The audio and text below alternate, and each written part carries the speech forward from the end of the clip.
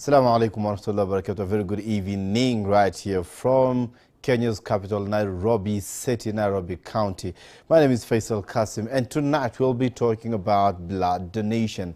And who best to talk about this topic other than the ambassador herself? We've interviewed her here before, and we got a lot of wisdom from her. This lady, amazing. I don't even know how to continue describing her. Aisha, Dafalla, assalamu alaikum wa rahmatullahi wa barakatuh. Wa alaikum salam wa rahmatullahi ta'ala wa barakatuh. I am lost of words and how best to describe you based on the wonderful initiative, the vacuum that we've seen in our community, what you are doing. Subhanallah, go log onto your Facebook account and search Aisha Dafalla Foundation. For the past, I think, 3 months, she's been there advocating, pushing people, not to mention that she has donated blood at least 67 times. Makes me feel guilty right here from where I'm sitting in the studio. I don't know how you're feeling listening to this. 67 times. Our mother, your sister, she has donated blood. She has saved lives at least 67 times. What about you and I? Aisha Dafalla, tell us about your blood donation journey. I know you mentioned, you told us about that story last time, but for the interest of those viewers who are joining us tonight and maybe didn't get an opportunity to listen to your story about blood donation last time, would you mind just giving us a recap and telling us the story when you started donating blood, Aisha? Yes, I started donating when I was 17 years. I was in Form 3. And since now I've been donating for the last 40 years. And I've done my 67 last Wednesday. 67 times? Yes. You say you started donating from the age of 17 when you were still in high school. Yes. Tell us about the first time you went out and donated blood. How was it like? Yeah, when I started donating, is the St. John's ambulance came to our school. Mm-hmm. I was in Form 3. And there was that, who will start donating? So mm-hmm. I donated, and we had that bread and Fanta. Mm-hmm. But unfortunately, I didn't eat that bread because I lost conscious. And the next I saw myself, I found myself at St. John's ambulance headquarters with my parents there. So when I woke up, my parents took me to the hospital and I was checked and everything was okay. It's just that I had donated. You know, to donate a half pint, it's 450 to 500 ml. Whoa, whoa. So when when we came out from the hospital, when we were going at home, so I was asked by my parents, what do I feel I can eat? Okay. And I told them I want chips and chicken. I was bought. But I was really scolded that I stopped donating. Okay. It was in 1981. But in 1986, by then I was working with the Kenya National Assurance Company. No. A friend of mine, a colleague, right now she's working with the Kenya Wildlife Services. She's called Madam Leah. Her brother had gotten an accident. And she came to my office and asked me to go and donate for her brother. It was in Mata Hospital, and he was in the ICU. So she took me in the ICU. I saw the brother.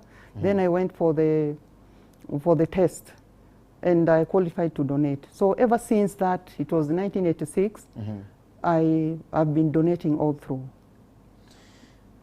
Wow, wow. So you've told us the first time you donated blood was in Form 3, and you have never stopped donating ever since until recently was your 67th time to donate blood. How does that make you feel every time you go out there and donate blood? What pushes you? What drives you every other time you go outside there and donate blood? What's that thing inside you that pushes you and makes you go out and wanting to donate blood every other time? As I told you, the friend of mine took me to and saw the brother in the ICU. No. So whenever that comes to my mind and I'm due to donate, I go to donate because I feel there's somebody somewhere require blood. Wow. Wow. Let me ask you this. You have donated blood at least 67 times, and every other day, I'm sure our viewers will bear witness, every other day on social media, you get a medical or a blood appeal about a particular person in hospital who needs blood urgently. How does that make you feel? Like, you know you donate blood quite frequently. You know, I'm sure, a number of people who are donating blood quite frequently, but still it's not enough. How does that make you feel as the blood donation ambassador? As you know, when I donate 500 ml. And as you've been seeing, there's not enough blood in the country. We require like 500 to 1 million pints of blood per year, but what we are getting is 164.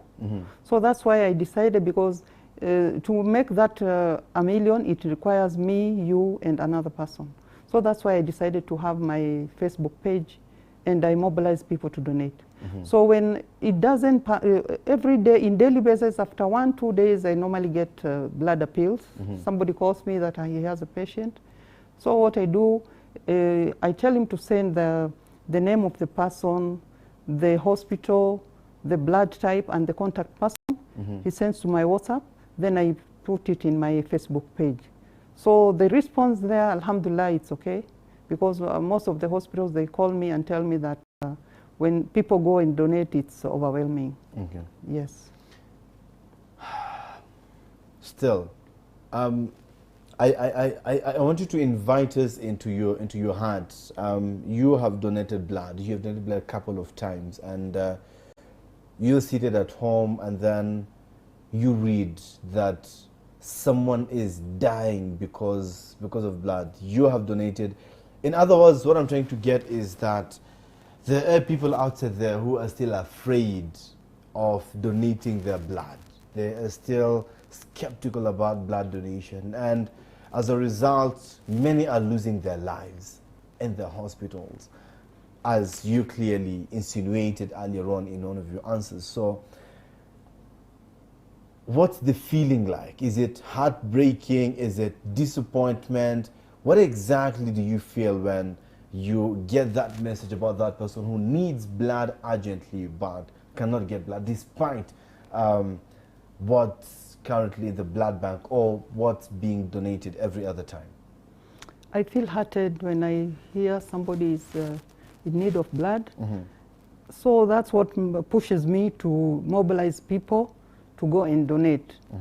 And what is happening is that people say they fear the needle, and they forget that there's no way we can get blood. It comes from the body. So regardless of the needle, you have to face it. And as you had said earlier, people are losing lives in Kenya because of lack of blood. Yes. Ms. Aisha Dafalla, you see, sometimes there is this notion that there is blood in the blood bank, but again, you have to know someone, or you have to find out your way within the systems for you to get that blood. Is it maybe bribe someone, or do something maybe that's not legally correct for you to get that blood and to save your patient's life? These are allegations that have been spreading and make more people, or some people rather, not to go out and donate blood, because they say either way, even if I go out and donate blood, when I'm in need, it may not get to me, or I may not be able to secure this blood. What's your message to these people? As a donor, yes. When I have a patient, a relative who is in need of blood, when I go to the blood bank, because I normally donate in the Kenya National Blood Transfusion, my patient never misses blood. Okay. And as you know, blood is very important. And there's no way you can say you can go buy blood. There's nowhere to buy blood. So as I told you, as you know, the way we are lacking blood, if in fact when somebody, when we mobilize people to go donate blood, remember that there is a patient waiting for that blood. And as we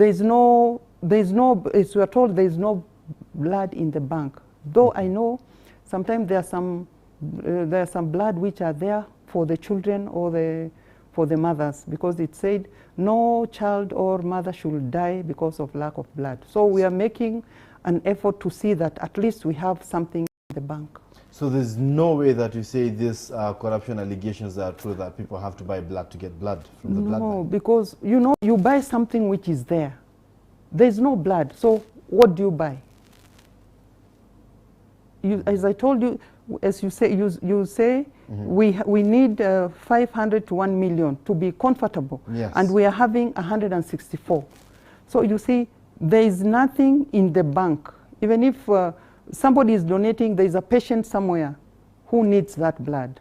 And you see that nobody would die when we are having blood in the banks. Wow, okay. Thank you.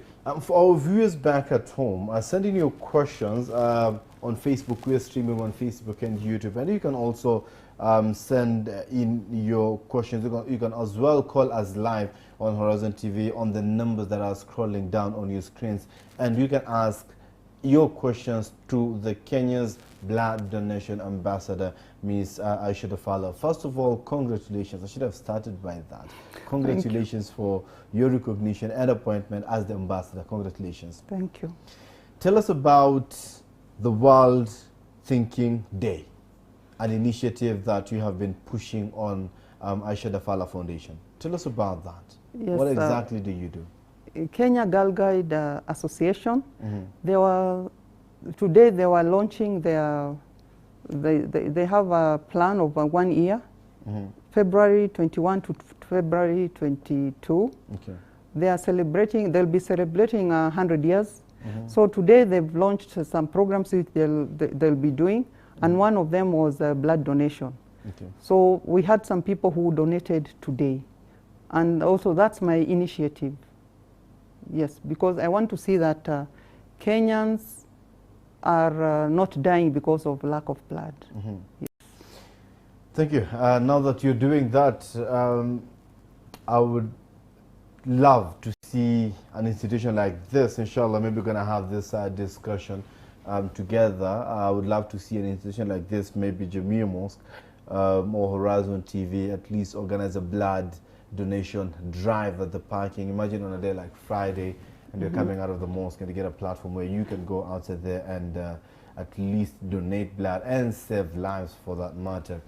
Inshallah, we're going to get more details on that. So this World Thinking Day, you say, is just a particular platform that has been provided for people to come out and donate blood.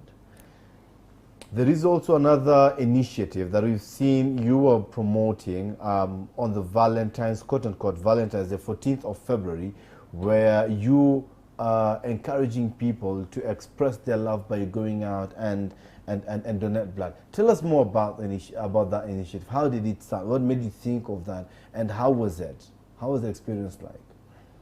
Okay, I was called by the Kenya National Blood Transfusion Director. She's called Dr. Nduko Kilonzo. And I was due to donate for my 67th time. So she told me, what do I think of that day? She told me I can organize something, and I didn't know what she was organizing. So we were organizing to do a blood drive. It started on 12th, 13th, and 14th. So just a surprise, I was called on a Tuesday to be told that I'll be recognized and to be made a blood ambassador. It was on Wednesday. So on that Wednesday, I was recognized as blood ambassador, and then I went and donated my 67th time. Wow. But on Thursday, Friday, on Friday we started the blood drive. It was at Uhuru Park, and thank God we got at least we got some blood. We had some people who came and donated, and surprisingly, some they were saying, "Oh, I didn't know if I can donate," because there is lack of information and lack of awareness of how to donate or where to donate. Wow. How many pints of blood did you manage to get on that particular day at the event? We got at least like, it was like 160. 160. Yes. Oh, and that's on the lower side. No, it because was, you didn't 200, sorry. 200. Yes, 200. And that's on the lower side, I assume, because you Yes. didn't market it as much. No, you no, didn't push no, it no. as much. The first day we got like 42, then we got 50, then we got 100 plus on the third day. Yes. Okay. Okay. Thanks so much, Miss Aisha Dafalla. Of course, we'd love to know way much more about blood donation. Is there any regular place where someone can go and walk in and just donate blood, besides having an event or a particular platform per se, just somewhere that every day, all day, that's the core business? But again, we're going to talk about that and much more when we come back after the break. I'm already seeing messages coming in through the SMS line, but we're going to read some of them and ask some of those questions that you're sending in right after the break. So please do not go away. We're going to take a very short break and we are going to be back. We are talking about blood donation. 67 times Aisha Dafalla has donated. What about you? How many? How many lives have you saved? Let's talk about that after the break. I don't know whether Suleiman has put that.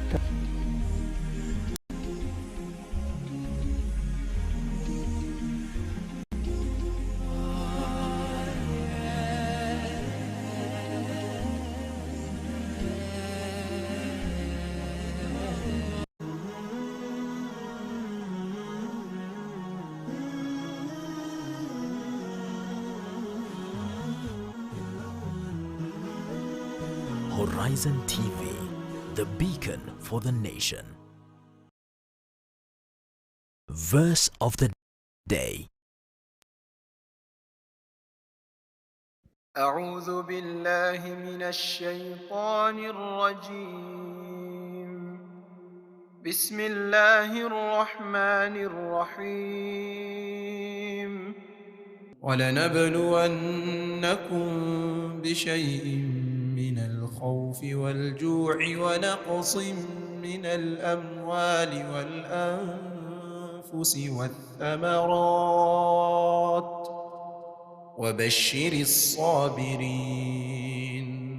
وبشر الصابرين الذين إذا أصابتهم مصيبة قالوا إنا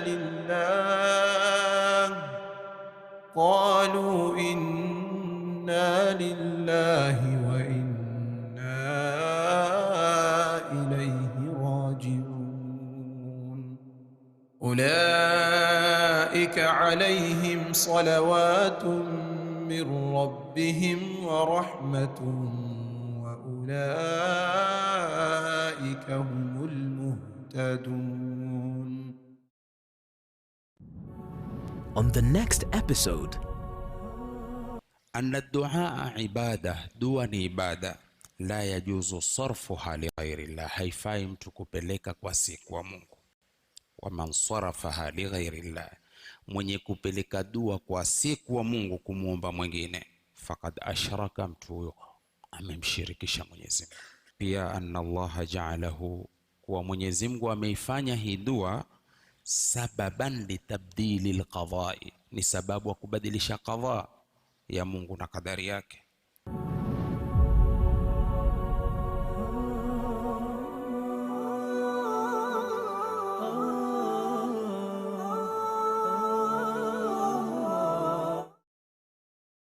Quote of the day. Uthman bin Affan radiallahu anhu said, "Do not quarrel and do not create differences among yourselves. Hold fast to the rope of Allah and maintain unity in your ranks."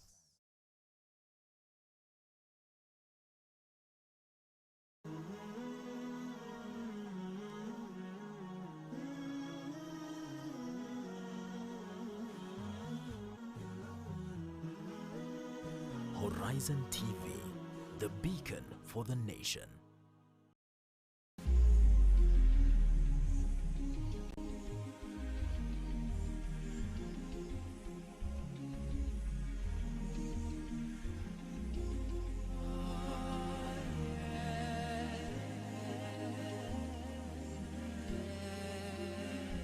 I'm going to ask you that question.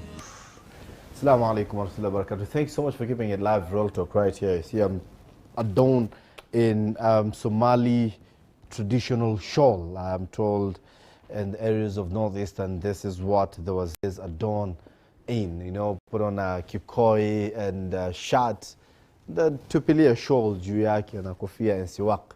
Those are part of the items that are missing to get a starter pack and be welcome in Bungilawaze in Northeastern. Anyway, we are here to talk about blood donation and not cultures per se. And we were talking about a place. I asked about a place where I can walk in anytime, Miss Aisha. I don't know where there's a place where their core business, core mandate is this blood donation, where I can walk in anytime, donate my blood and walk out. Doesn't necessarily has to be 12th, 13th, 14th of February, for example, or 19th of February, where you have organized the World Thinking Day. People can go out and donate blood. So is there a place or where I can go and donate blood anytime I want, any time of the year? Yes, we have Kenya National Blood Transfusion. It's in Kenyatta National Hospital. And again, we have Damusasa. Damusasa, it's an organization whereby it has an app. You can download it, then you can book an appointment, and they'll direct you to the nearest center where you can go and donate. And also, it's a platform we are using that when you donate, the recipient of the blood, it will reflect in your phone that so-and-so have received the blood. So you know, it is that we want to remove that narrative that people say blood is taken where or where. But now when you donate your blood, you'll see who is the recipient of your blood. Really? How do they know the recipient of the blood? Is it something that's taken immediately, or might it takes time? No, you see, when you download the app, you fill out your details, all the details, and when you go and donate, also they record all the details is given. Then all the information about you know, when you donate, the bag has a serial number. So it will show this serial number, whoever donated this blood, it has gone to a certain person. This data must be big. Is there a government entity or an institution that's working on a storage of this particular data or handling this data and information control in this case? Yes, we're having Ministry of ICT. Ah, okay. They are working together. Mm-hmm. Yes. So the government is fully involved in this? Yeah, the government is fully involved, and you see the cabinet secretary, the cabinet minister of Ministry of Health, Honorable Mutai Kagwe, is really trying to reform, and he's doing a lot on blood issues. That's why he has come together with the Ministry of ICT, the Damusasa, and we have also Life Bank. They also have an app where you can go donate and you see where your blood is. Yes. That's nice. Ms. Aisha Dafalla Ahmed Al-Kalbani says, Assalamu alaikum wa rahmatullahi wa barakatuh. Hali zenu hapo studioni Ahmed? Alhamdulillah, hali zetu salama. I hope salamu pia zimefikia Ms. Aisha Dafalla. Salimiana Ahmed Al-Kalbani. Ali Abdul Wahab asema assalamu alaikum wa rahmatullahi wa barakatuh. Ahmed Abdul Qadir anauliza, tell us more about the Aisha Dafalla Foundation. Yes, Aisha Dafalla Foundation is it's something I started. First, I'm trying to mobilize Kenyans to donate through my Facebook page, and also I'll be doing some advocacy and awareness on blood donation.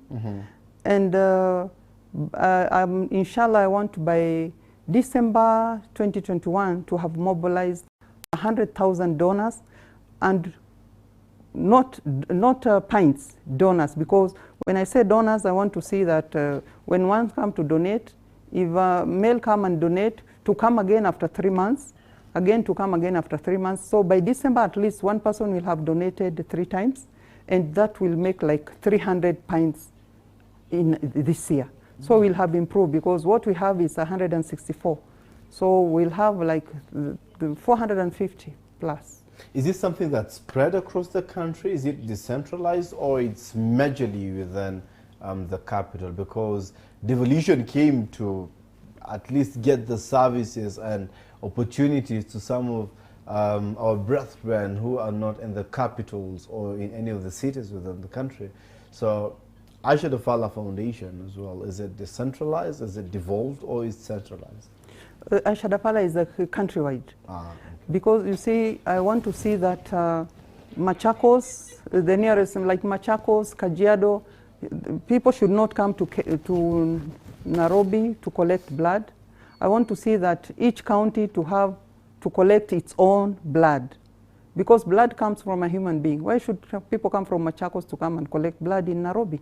So Machakos people to donate for themselves, Kajiado for themselves. So we'll have an inter-county blood drives. Yes. Okay. When is it likely to start, so that you can also take part in it? Already I've started mobilizing people, and just yesterday I received a call from a certain organization. They want us to partner and have it. I think the first one we'll have it in Murang'a. Yes. Okay. Inshallah, and we're wishing you all the best. And I don't know about you. I have had the experience of looking for blood. Yes. I don't know about you. And Suleiman, if we can just cut that clip a bit, and let me talk to the viewers and the audience back at home who are watching me. If you can have myself on the screen, please. I have had that experience of wanting to look for blood. Suleiman, you don't want my viewers to watch? You don't want the viewers to watch me?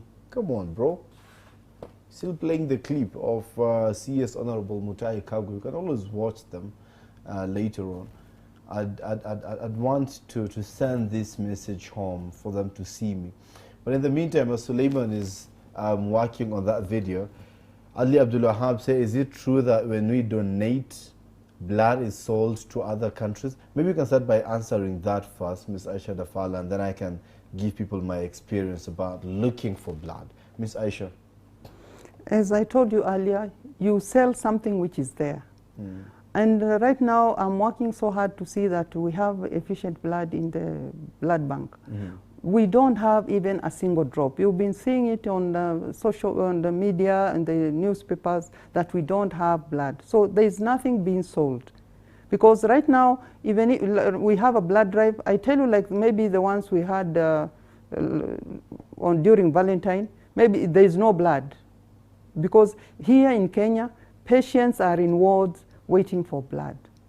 So even in the store, they don't store, because you can't see somebody dying and you say you can store blood. Yes, there is no blood at all in the bank. Okay. Thanks so much. Ali Abdul Wahab, I guess you get your answer right there. And as I was saying, I don't know about you back at home there. Have you had that moment where you seriously need blood? Seriously need blood, either for yourself or someone that you hold dearly who needs blood. I've had two similar instances. One, I was called at 6 in the morning and blood was needed. I immediately left the house and went to the hospital, one of the hospitals in town, and saw the doctors and the situations. And this patient, someone that I hold so dearly, needed at least 4 pints of blood. 6, I beg your pardon, 6 pints of blood, 6 pints of blood. Immediately, for those who follow me on social media, I went all out, asking you to come over at that particular hospital to donate blood. And alhamdulillah, it took at least 2 hours for us to get that blood. It got to an extent, and Ms. Aisha, I hope and I wish you drop a word in this. It got to a point where we had to switch talk the doctor and assure that doctor that blood was going to come either way. So even if they have something in the bank at that time, they should just give us so that we save this life right here. And we assured the doctor that blood would come. So I don't know whether some of these people hold blood for emergency purposes. They bank it for emergency purposes. Because there was no blood, quote unquote, until we persuaded and asked and asked and asked. And alhamdulillah, by 8 in the morning, we got the 8 pints of blood. I guess by 6 when we posted, people were barely up. That was the first instance. The second instance, again, it happened in Mombasa. I remember it was on the 27th of April, 2019. When I was in Mombasa about to have dinner, and then I get this call that someone, of course, at that point, quite dear, is in the hospital and needs blood. Lost a lot of blood, rather. Those were the words. She's lost a lot of blood and she needs blood. So immediately, I even left the food on the table and rushed to the hospital. That until today, I get calls, people thinking that those are the official numbers of that particular hospital. Is because the level at which the message had spread. I was desperately asking for blood at that point. I think 7 pints were needed, minimum of 7 pints were needed to save the life. Alhamdulillah, the person is alive until today. But the desperation at that particular moment is what I'm talking about. I don't know whether you found yourself in that particular situation before.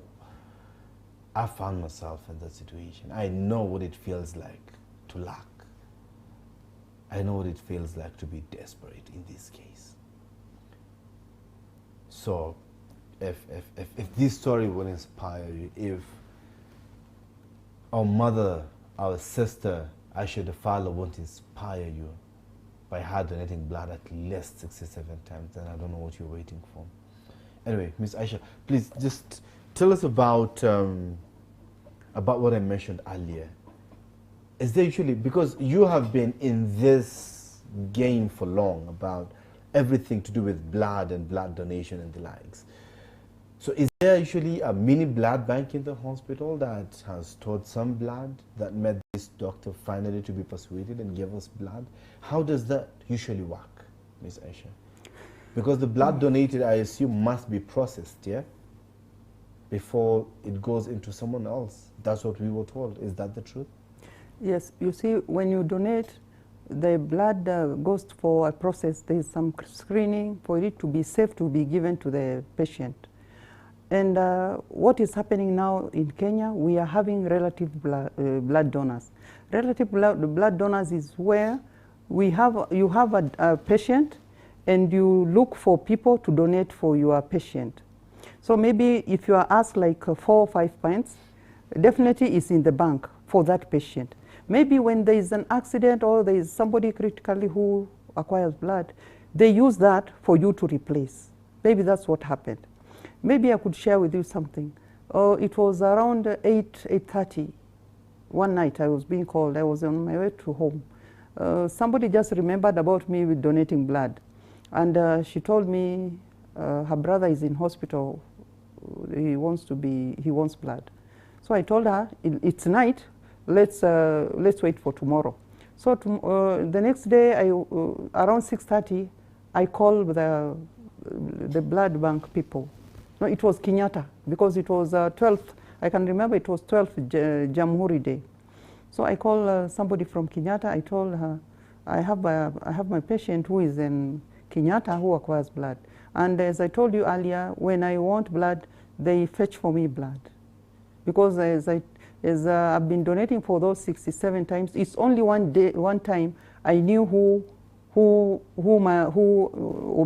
benefited from my blood. So they normally fetch blood for me. So by 6:45, she tells me that there's blood. So by 7:30, the patient was already being transfused the blood. So at around 8:30, I met the sister in Kenyatta. and we were there. So around 11:30, we are called by the doctor because the patient had gotten like 2 heart attacks. He told us, you know, when you are called that there is a patient who wants blood, it's critical because now it's a life or death. And the patient has suffered a lot because of no blood in the body. So when he gets the blood, it's already late.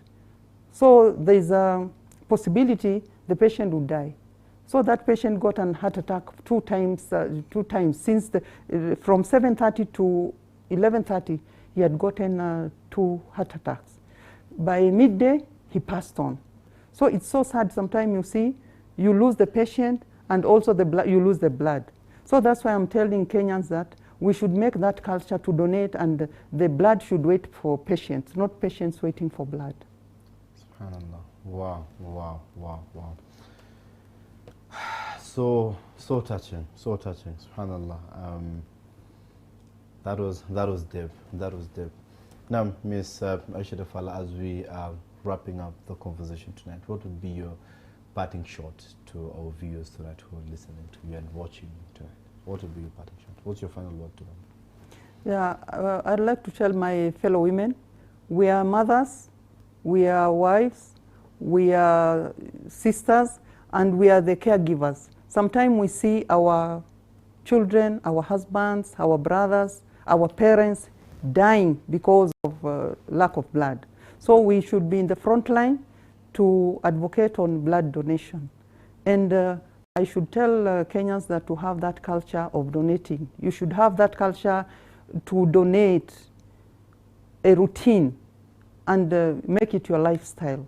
We should not wait for a tragedy to happen, because you see, when a tragedy happens, okay, people go in large numbers to donate, but you see somebody is critical waiting for the blood. So that process of that being screened for it to be transfused to the patient, we lose lives. So please, we should join hands to make that 1 million. It is me, you, and the other to make that million for the blood to be enough in our country. Thank you so much, Ms. Aisha Dafalla. It is 1 minute past 8 p.m. and wish to thank you, the viewers, for tuning in, and ask you to take the responsibility, take the initiative, go out and donate that blood. If you don't, who will? I have a friend who goes by the name Ali Khalid, who says that if someone won't do something, then nothing will be done. So you go out today and donate that blood. Go out, donate that blood. Take the initiative in your hands. Remember, if you don't do it, oh well. I've been your host, Faisal Kassim, and this has been the live real talk. See you next week, sometime, same place, as we'll be talking another topic, and it's 2021. Watch this space. Assalamu alaikum wa rahmatullahi wa barakatuh. Thanks so much, Ms. Aisha. Thank you.